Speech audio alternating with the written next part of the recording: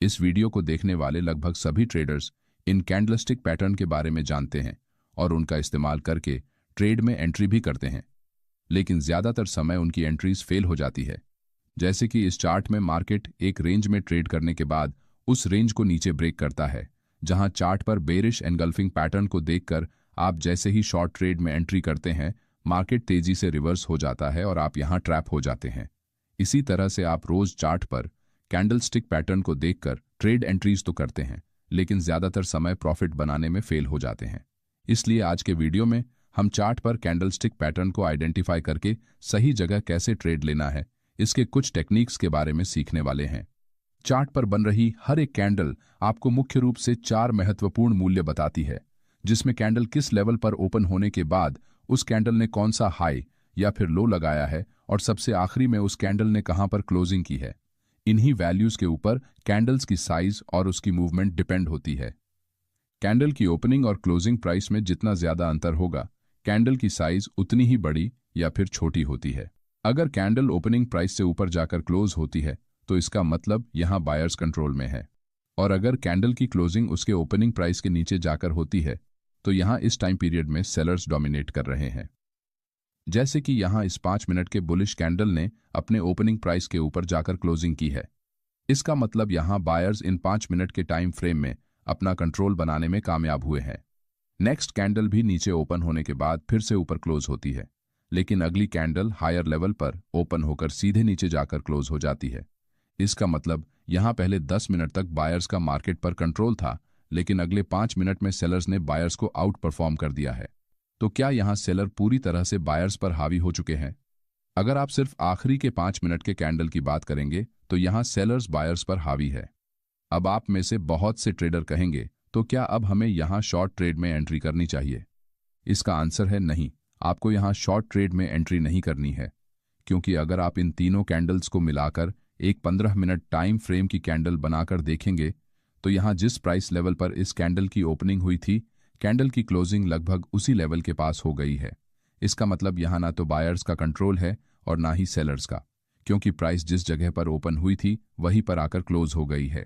जैसे कि bank Nifty के 25 तारीख के इस 5 मिनट टाइम फ्रेम के चार्ट में प्राइस इस तरह से कंसोलिडेशन करने के बाद इस एरिया का लोअर लेवल्स पर ब्रेकडाउन करती है और चार्ट पर बेरिश एंगल्फिंग कैंडलस्टिक पैटर्न बनाती है।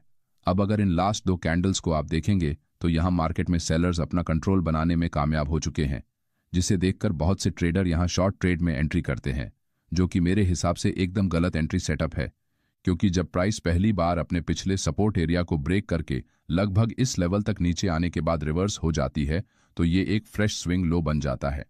इसका मतलब इस एरिया में अभी भी कुछ बायर्स है जो मार्केट को नीचे नहीं ले जाने देना चाहते। यानी कि अगर मार्केट को नीचे जाना है तो कम से कम इस लेवल के नीचे कैंडल की क्लोजिंग होना जरूरी है, लेकिन यहां रेड कैंडल की क्लोजिंग इस लेवल के अंदर हो जाती है। इसका मतलब यहां सेलर कंट्रोल बनाने में फेल हो चुके हैं, इसलिए हमें यहां इस लेवल के नीचे कैंडल के क्लोजिंग का इंतजार करना चाहिए। लेकिन अगली कैंडल नीचे जाने के बजाय ऊपर निकलती है और नेक्स्ट कैंडल से प्राइस जिस एरिया से रिजेक्शन लेकर नीचे गई थी उस लेवल के ऊपर जाकर इस कैंडल की क्लोजिंग हो जाती है। यानी कि यहां सेलर्स प्राइस को नीचे रखने में पूरी तरह से फेल हो चुके हैं, जिस कारण मार्केट ने यहां नीचे बायर्स की लिक्विडिटी को स्वीप करने के बाद हायर लेवल्स पर मौजूद लिक्विडिटी को ग्रैब कर लिया है। इस चार्ट पर लोअर एरिया में 55,000 की एक साइकोलॉजिकल लेवल भी मौजूद है, जो कि यहां एक सपोर्ट की तरह काम कर रही है। अब जब तक ये लेवल ब्रेक नहीं होगी तब तक फ्रेश सेलर्स यहां मार्केट में एग्रेसिव सेलिंग नहीं करेंगे। इसलिए सिर्फ कैंडलस्टिक पैटर्न के भरोसे आप किसी भी डायरेक्शन में ट्रेड एंट्री नहीं कर सकते।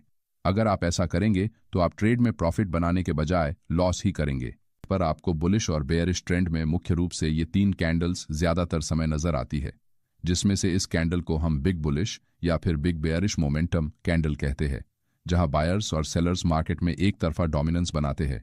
इसलिए इस कैंडल को हम एक तरफा वर्चस्व कैंडल भी कहते हैं।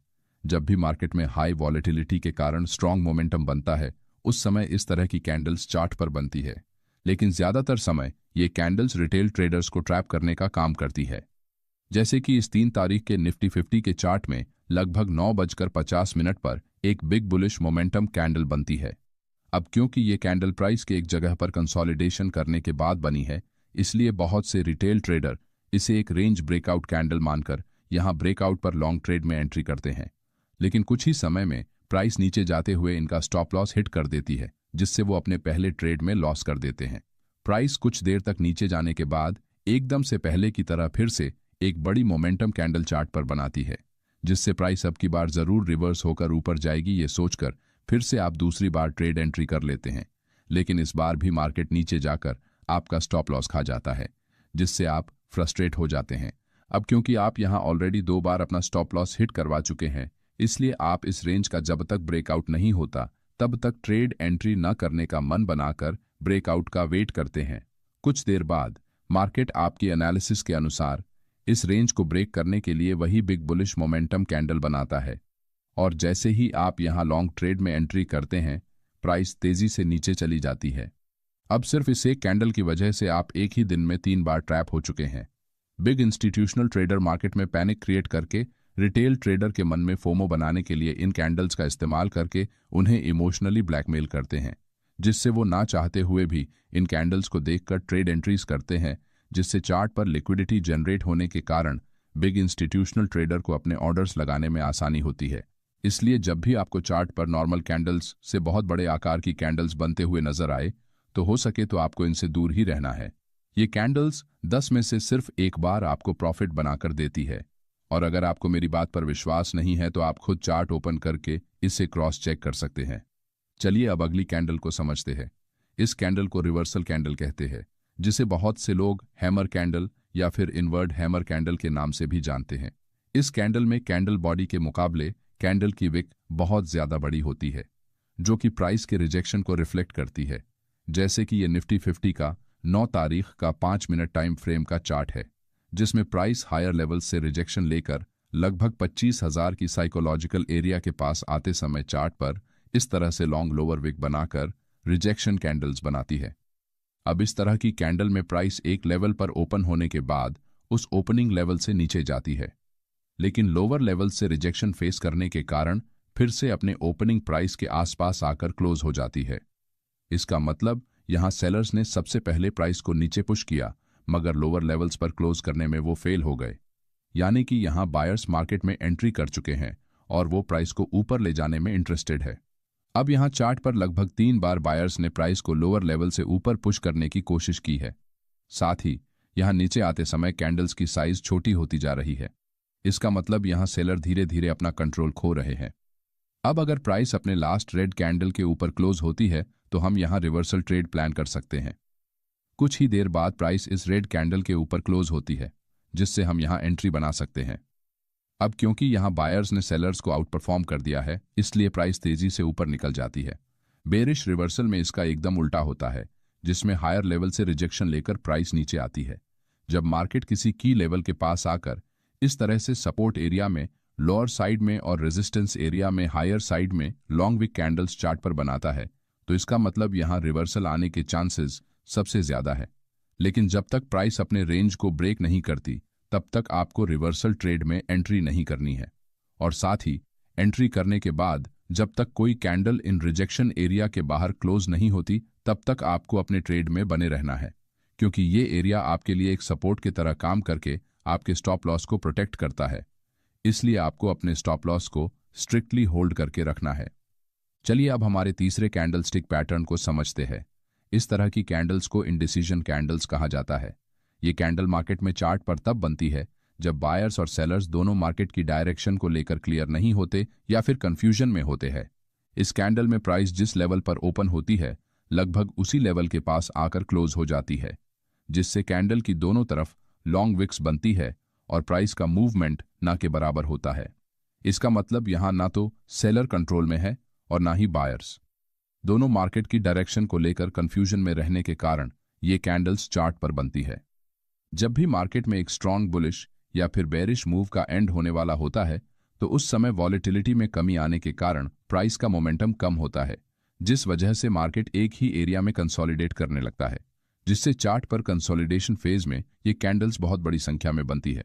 अगर चार्ट पर इस तरह से एक लॉन्ग लोअर विक के बाद उसके ऑपोजिट डायरेक्शन में इसी तरह से लॉन्ग अपर विक कैंडल बनती है, तो ये भी एक तरह से इंडिसीजन कैंडल की तरह काम करती है, क्योंकि यहाँ दोनों कैंडल्स के क्लोजिंग प्राइस और कैंडल के हाई एंड लो को अगर हम मार्क करते हैं, तो हमें यहाँ इंडिसीजन कैंडल चार्ट पर बनते हुए नजर आएगी।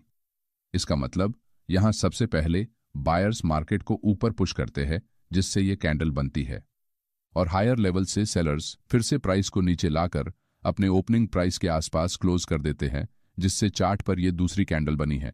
यानी कि यहाँ सेलर्स और बायर्स दोनों मार्केट कौन से डायरेक्शन में आगे बढ़ने वाला है इसे लेकर कंफ्यूजन में है। इसलिए जब तक इस एरिया का ब्रेकआउट होकर प्राइस इसके ऊपर या नीचे क्लोज नहीं होती, तब तक आपको यहाँ किसी भी डायरेक्शन में ट्रेड एंट्री करने से हमेशा बचना चाहिए। जब भी आप किसी चार्ट को देखते हैं तो यहाँ आपको प्राइस के मोमेंटम को समझने के लिए कैंडल की साइज का इस्तेमाल करना चाहिए। जैसे कि इस चार्ट में प्राइस नीचे आते समय इन दो लेवल के दौरान बड़ी कैंडल्स बनाकर बहुत तेजी से नीचे आई है, लेकिन कुछ समय बाद मोमेंटम में कमी आने के कारण कैंडल्स की साइज छोटी होने लगती है और साथ ही उनमें दोनों साइड में लॉन्ग विक बनती है। इसका मतलब यहाँ सेलर्स फ्रेश सेलिंग पोजीशन बनाने में कम इंटरेस्टेड है, जिस कारण यहाँ मार्केट के मोमेंटम में कमी आई है, जिससे अब यहाँ से मार्केट फिर से उसी मोमेंटम को कंटिन्यू करके नीचे जाने की संभावना कम हो जाती है। इसलिए जब तक प्राइस इस एरिया में कुछ समय कंसोलिडेट करके फिर से इस एरिया में फ्रेश सेलर्स एंट्री नहीं करते, तब तक यहाँ से मार्केट के नीचे जाने के चांसेस बहुत कम है। साथ ही यहाँ रिटेल ट्रेडर्स को ट्रैप करने के लिए फेक ब्रेकआउट्स बनने की संभावना सबसे अधिक होती है। इसलिए आपको चार्ट पर बन रहे कैंडल्स और कैंडलस्टिक पैटर्न्स को देखकर उसके पीछे की बायर्स और सेलर्स की साइकोलॉजी को समझना होगा, तभी आप मार्केट में ट्रैप होने से बच सकेंगे।